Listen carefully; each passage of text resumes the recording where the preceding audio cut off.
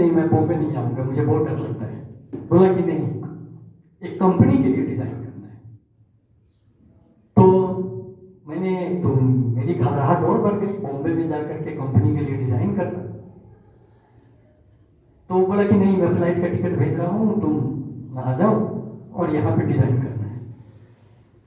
एक लाख पब्लिसिटी कर करके वहाँ कंपनी है बॉम्बे में, उसको मेरे मित्र ने कहा था और वो फ़ोन आया और बैठते वो फ्लाइट का टिकट भेज दिया और मैं यहाँ से रवाना हो गया। एक चीज़ और मैं पीछे में बताना चाहता कि मेरी रुचि थिएटर में भी रही।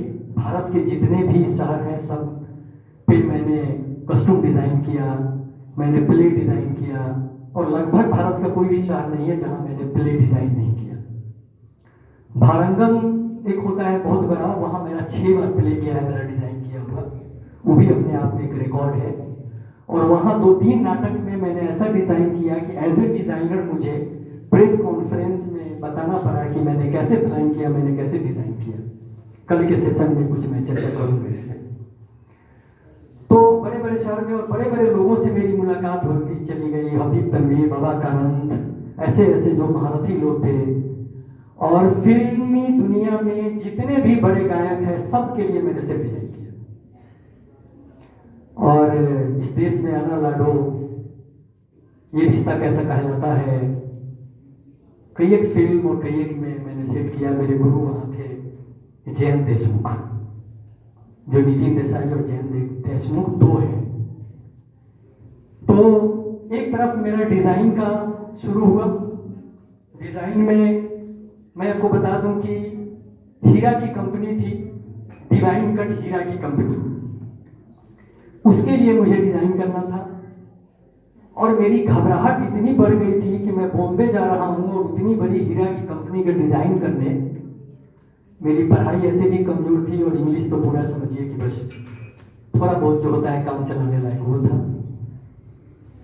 तो जब मैं वहाँ पहुँचा, मुझे कहा गया, मैंने हुआ, जब मेरी मीटिंग हुई तो मुझे लगा था कि मेरा धड़कन बंद हो जाएगा, क्योंकि वो जो पूरा डिवाइन कट हीरा की कंपनी थी, ऐसा लगता है जो प्रधानमंत्री का जो सिक्योरिटी होता है उस तरह का पार करके उसके पूरे हीरा का एक पूरा अलग दुनिया ही है। और उस दुनिया में प्रवेश करने का 20 बार जांच और फिर लास्ट में जा करके वहाँ पे वो था। तो वहाँ मुझे लोगो डिजाइन करना था उनके लिए, और वो लोगो मुझे समझना था कि क्या 2 चीज़ करना था। एक तो कैलेंडर शूट करना था। कैलेंडर शूट में एक ही भी घटना है, क्योंकि मैं अब इंड की तरफ बढ़ रहा हूँ, तो कैलेंडर डिज़ाइन करना था। तो कैलेंडर डिज़ाइन के लिए मुझे बुलाया गया कि आप आइए और कैलेंडर डिज़ाइन करना है। तो हीरा की कंपनी जो थी उनका था कि हम जितना भी पर्व करते हैं साल में, वो ऐसा हो कि हर पर्व में कोई ना कोई गिफ्ट दे रहा है, कुछ नया, वो हीरा दिखे प्रचार के लिए। तो मेरी मीटिंग हुई, मीटिंग में सारी बातें आई उनके तरफ से जो हमारे क्लाइंट होते हैं। तो मैंने कहा कि सर ये अच्छा नहीं होगा, क्योंकि इसमें दिक्कत ये है कि जब एक परिवार जब गिफ्ट देगा छोटे से बॉक्स में, तो कैलेंडर का अपना एक प्रोपोर्शन होता है, एक साइज होता है, एक लिमिट एरिया होता है, उसमें हम छोटा सा चीज़ हीरा दिखेगा नहीं, इसलिए ये सक्सेस नहीं होगा आपके लिए। तो उन्होंने बड़ा मुख्यत में कहा कि तो दूसरा क्या कर सकते हैं।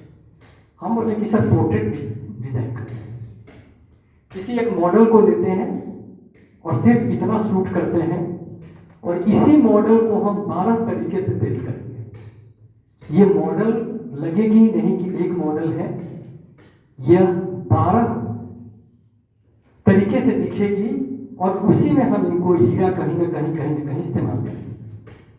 तो उन्होंने कहा कि ऐसे नहीं, हम पूरा ड्राइंग देखेंगे।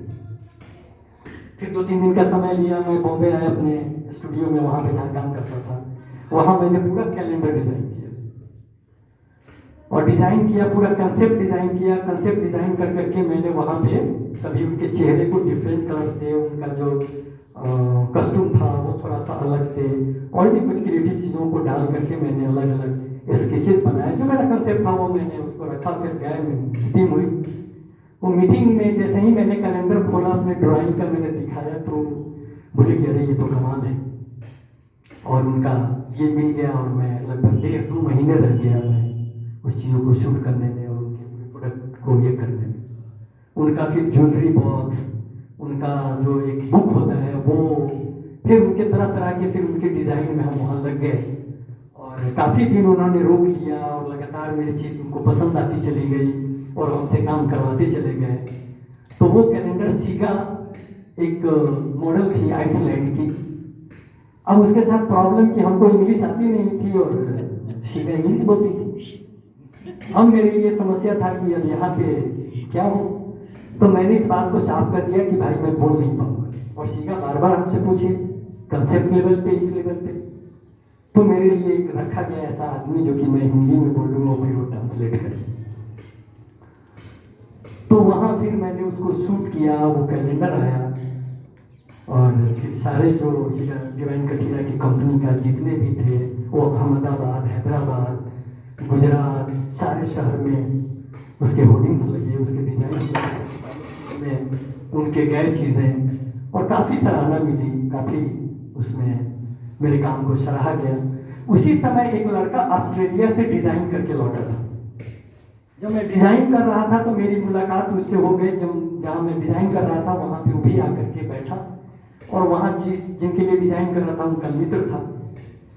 तो मैं जो डिज़ाइन कर रहा था, डिज़ाइन में जो मेरा अपना अनुभव था और जो स्पेस था, जो स्पेस को लेकर के जो मैं प्रोडक्ट को डिज़ाइन कर रहा था, कुछ मेरे अपने थे सोच, कुछ जो वैज्ञानिक कारण होते हैं उसको लेकर के फिर जब मैं पूरे होर्डिंग्स एंड चीज़ को डिज़ाइन कर रहा था तो वो मुझसे पूछा कि आप आईआईटी के स्टूडेंट हैं क्या?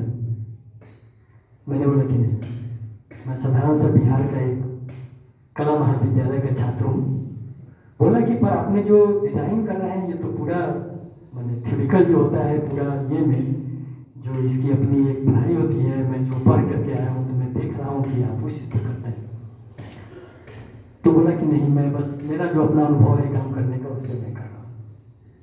तो उस पर मैंने काम शुरू किया। फिर वो डेली आकर के बैठता था, उनको वाच करता था और मैं काम करता था। वो पूछता था यहाँ पे आप कैसे सोचे, इसको आपने यहाँ क्यों रखा, इस हेडिंग को यहाँ क्यों डाला, ये हेडिंग। अब वो बराबर पूछे और तब मुझे उसको बताना पड़ता था। उसने कहा कि सर ये आपका अनुभव है, ये या मैं पढ़ करके आया हूँ डिजाइन, लेकिन ये चीज हमको नहीं पढ़ाया जाता है। मैं आपसे पढ़ूंगा, आप मुझे समय दीजिए। और तब मैं 1 महीना वहां था, 1 महीना वो डेली आता था और डेली जो मेरा अनुभव था वो अनुभव को उसने सीखा और उसको बहुत अच्छा लगा। तो ये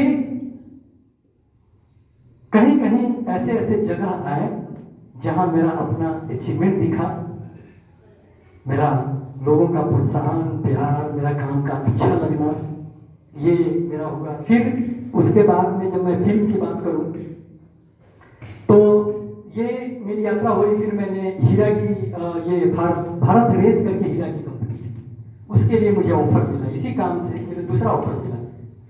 दूसरे ऑफर में मुझे क्या हुआ कि वहां जो बात था वो उनका लोगो करना था डिजाइन, और लोगो डिजाइन करने के बाद एक मीटिंग थी। तो मैंने लगभग 70-80 डिजाइन किए। 70-80 डिजाइन को अपने भारत रेस कंपनी ने अपने जितने भी काम करने वाले थे सब में डिस्ट्रीब्यूट कर दिया और कहा कि इसमें टिक लगाओ कि कितने लोगों इसमें अच्छे हैं, किसको किसको कितना पसंद है। तो सारे लोग एक तरह से चुनाव की तरह उसमें से आया। तो लगभग 12 डिजाइन को सबसे ज्यादा पॉइंट मिला। 12 डिजाइन के बाद में हुआ कि अब इसको क्या किया जाए, तो 12 डिजाइन है और इसमें से एक ही सिलेक्ट करना है। फिर उसमें मंथन हुआ, फिर काफी लोग लगे। फिर उसमें जो उनके बाहर के जो भी थे अलग अलग शहर के, उनको भेजा गया, उनसे लिया गया। फाइनली 4 डिजाइन जो है वो सिलेक्ट किया गया और 4 डिजाइन के बाद में मीटिंग हुई। और फिर वही था, मीटिंग हुई तो वो वीडियो कॉन्फ्रेंसिंग फ्रांस, जापान, है ना, नीदरलैंड और कहाँ कहाँ से, जहाँ जहाँ उनके ब्रांचेस थे, जहाँ जहाँ उनके हीरा सप्लाई होते थे, वहाँ से जो है वो मतलब कि हुआ। प्रेस कॉन्फ्रेंस में बैठे, मैंने वहाँ भी कहा कि मैं बोल नहीं पाऊंगा, इसलिए आप यहाँ पे जो है एक रख दें। तो उसके जो पूरे थीम है, उसके अंदर जो पूरे कंपनी का जो पूरा इतिहास है, वो एक लोगों के अंदर कितनी चीजें होती हैं ये हम नहीं समझते। हमारा पूरा जो कंपनी का जो पूरा कंसेप्ट है, वो सारा कंसेप्ट 2-4 लाइन में आना चाहिए।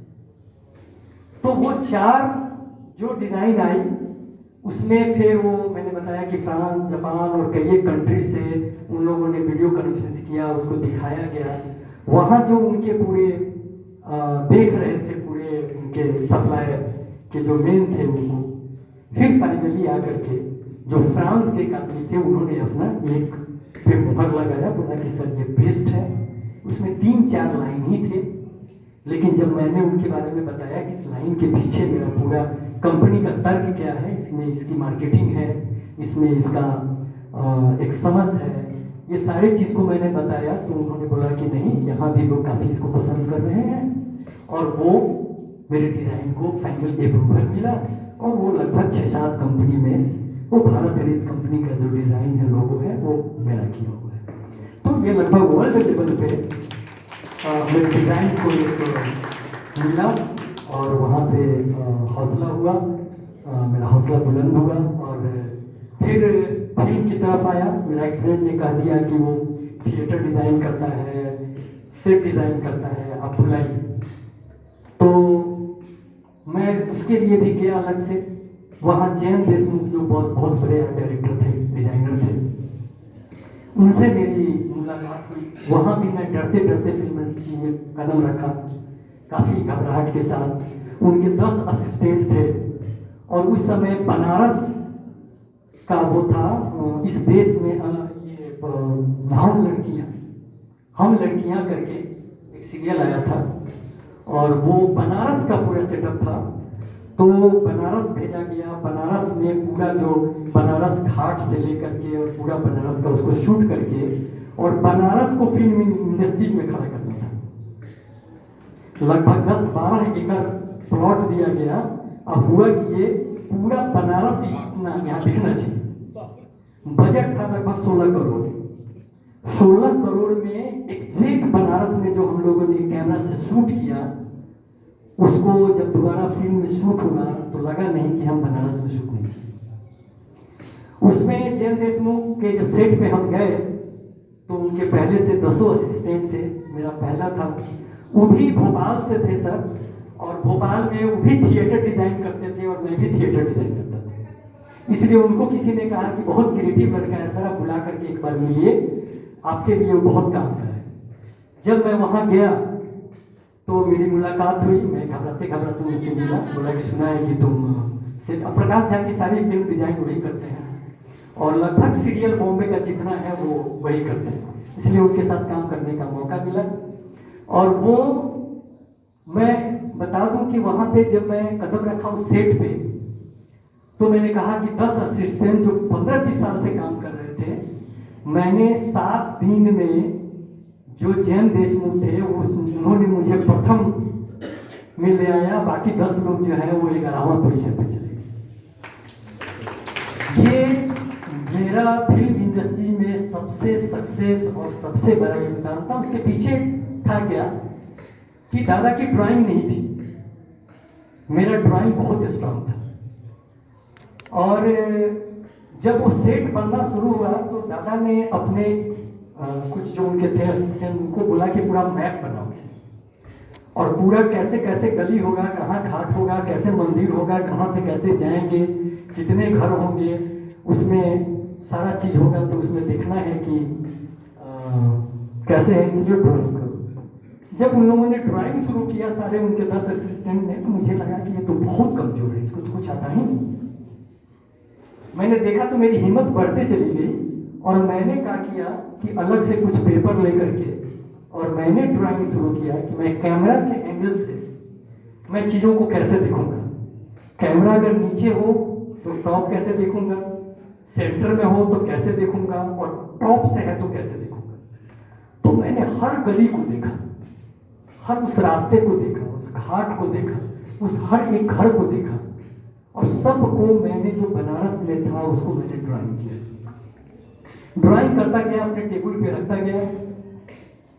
2-3 दिन बाद में जयंता जब आए तो वो उनको नजर पड़ी ड्राइंग पे, तो उन्होंने कहा कि अरे ये तो ड्राइंग अपने सेट का लग रहा है। तो वो निकालने लगभग 10-12 ड्राइंग हमने कर दिया। वो ड्राइंग देख करके एकदम जो आश्चर्य होता है ना उनके लिए, वो बोला कि यार तुम तो पूरा मेरा कंसेप्ट ही रख दिए, कमाल का डिजाइन किए तुम, और कमाल का ये तो मैं इतना भी नहीं सोचा था कि हर गली को मैं कैसे दिखूंगा। मैं तो एक फ्रेम करता हूँ, ये करता हूँ, सीधे मैं चीजों को खड़ा करता हूँ, तो खिड़की दरवाजा उसका ईंटा वो कहाँ टूटा हुआ है, कहाँ कैसे है, किस तरह से जा रहा है, मैंने एक एक चीज तुम क्लियर कर दिए। और तब सब अपने असिस्टेंट को बुला करके बोले कि देखो सीखो, देखो इसे सीखो, ये वो काम कर रहा है जो मैं भी नहीं कर सकता। और तब उनका जो आशीर्वाद मिला, जो प्रोत्साहन मिला, उन्होंने जो वहां पे मुझे शाबाशी दी और मुझे प्रथम असिस्टेंट के रूप में उन्होंने खड़ा किया, तो मेरे लिए उस समय एक अलग ही दुनिया थी, एक अलग ही मेरा अपना ये था। और बॉम्बे में वहाँ मेरी पहचान बनी। और मैं सेट जब खड़ा करने लगा तो दादा ने मुझे कहा कि चैनल से तो मैं बात कर लूँगा कि कैसे होगा, लेकिन तुम जो तुम्हारे अंदर आए तुम फ्री हो, तुमको आज़ाद छोड़ी इस सेट पे, तुम जो चाहो वो करो। इस सेट को इतना ओरिजिनल बनाओ, इतना ओरिजिनल बनाओ कि बनारस का भी आदमी आए उस गली का तो उसको लगे कि ये मेरा घर उठ के यहाँ कैसे चला है। मैंने